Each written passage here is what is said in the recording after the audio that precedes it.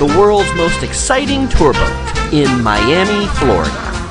The Thriller boat in Miami is a 40-passenger speedboat that takes you on a 50-mile-per-hour tour through Miami's harbor.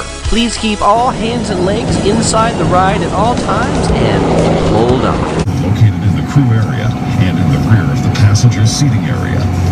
3. Remain seated at all times and keep your hands and feet inside the boat, especially when docking. And 4. Any loose carry-on items. Now that actually belongs to the biggest pharmaceutical drug dealer in the United States. He created this little small blue pill that sends smiles across the world.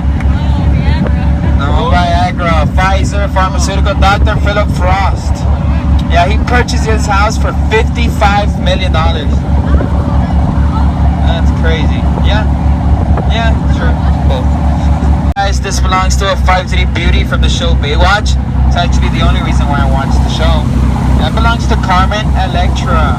That's right. Yeah, she normally has her yacht there, docked on the side with her name on the side. Yeah, but she's currently not home.